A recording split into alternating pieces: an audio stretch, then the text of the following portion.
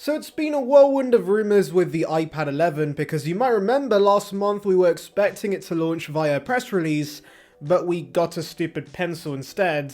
Now you're probably wondering at this point, when exactly could it launch? Well, thankfully we do have some new tidbits, but I do want to emphasize specifically when it comes to iPad rumours, take all of this with a humongous grain of salt. As I said, we were led on by leaks just a few weeks ago, but we were massively disappointed because we got no new iPads. And so please remember, these are leaks at the end of the day and could be completely false. Anyways, Min-Chi Kuo gave us an update on the 2024 timeline for new iPad releases, and apparently according to his sources, we won't see the iPad 11 release till the second half of 2024, which is likely a September or October release, and that's many days away. Now this would be big news if true, because Apple's already broken a yearly tradition of updating the base iPads, and so if it doesn't release till September, that would basically be 2 years without a new model, which is pretty insane. And also remember, Kuo can be a little iffy when it comes to his timelines,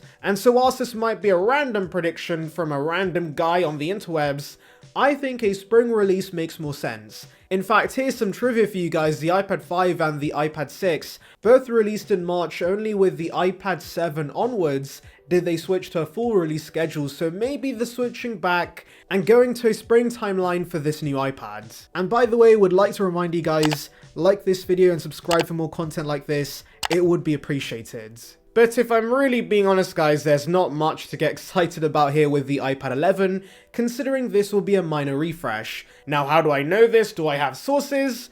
No, I don't, but it doesn't take a genius to work out that this will be a minor refresh because apart from the iPad 10 that gave us a major redesign, every other version of the base iPad has been simple spec updates. They were recycling the same old iPad Air chassis from 2013 again and again and again and again, and so you can bet your bottom dollar the new design we have now is gonna stay for the next few years. And so yes, the big upgrade with the iPad 11 will be a brand new chipset, and that likely will be the A15. Now this won't be that big of an upgrade over the A14 in the iPad 10, you're probably going to be able to run COD Mobile 0.001% faster, wow! But at the end of the day, we can all appreciate a new chipset, because it should give this iPad longer support. But that's not the reason Apple's giving us this. They're likely doing this because it logistically makes sense. You see, currently the A15 is being used on a wide range of products, like the Apple TV, the iPhone 13, the iPhone SE, the iPhone 14, even the iPad mini still has the A15, so I'm sure it's going to be simpler and cheaper for Apple's supply chain to allocate this widely produced chipset to the base iPad as well. But more importantly, the iPhone 12 has been discontinued, and that was basically the only remaining device in the range using A14, and so with no other device currently using it, why continue producing it for one iPad when instead they could use the widely produced A15? It does all make sense. However, if Kuo is right about the September release, there is a chance we get the A16 instead, since by then it would have been 2 years without a new model, so of course, a jump from A14 to A16 might be more logical. Either way guys, that's about it for the changes. There could be a few new snazzy colours, but considering the iMac colours didn't change, there is a good chance the colours stay exactly the same, which isn't a bad thing to be fair, because I do love how bright and saturated the iPad 10's colours are, so keep them as is. That's fine by me. Now an upgrade I'm sure many are praying for is a laminated panel on this iPad, but I don't think that's ever gonna happen. Non-laminated panels are much cheaper to repair, and while consider the fact these are primarily for education and children manage to break everything, so the non-laminated panel is gonna stay for the foreseeable future. Now to be fair, someone who did review the iPad 10 last year, the air gap actually isn't that apparent anymore with the new design, and especially when there's repairability advantages, I can look past this. I'll be honest, there were only really 2 issues I had with the base iPads, and one of them has already been fixed, which was the pencil situation.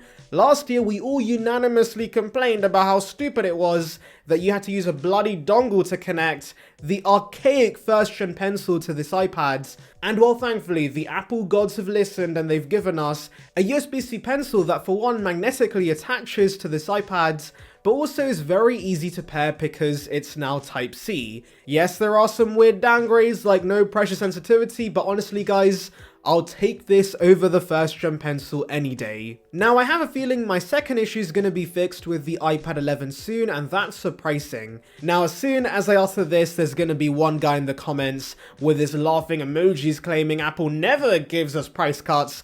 This is the company that sells a $1,000 stand. But no, when it comes to their base level products, they have given us price cuts, and the prices are pretty reasonable because guess what? Those shopping for a high-end Mac Pro who can splurge on a Pro display are not the same consumers buying this iPad. Usually those buying the base level products are more price sensitive as one expects. And yes, I know everything I'm saying goes against what Apple did last year because the iPad 10 did get a major price increase, but remember that was because of the all-new chassis, and as we've seen in the past, when a base level product gets a redesign and a price increase as a result, eventually the price comes back down as the new chassis becomes cheaper to produce in the long run. And so I'm relatively sure the same thing's gonna happen with the iPad 11. Now to my surprise, there's actually evidence the iPad 10 has sold well regardless of a price increase because Apple has somehow wooed consumers with the fun colors.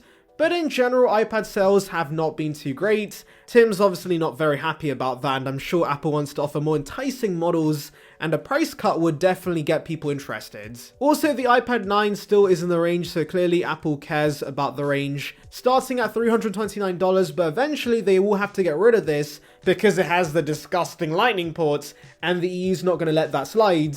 And so the base iPad has to get cheaper. Now I don't think we'll see the price drop back down to $329 within one generation.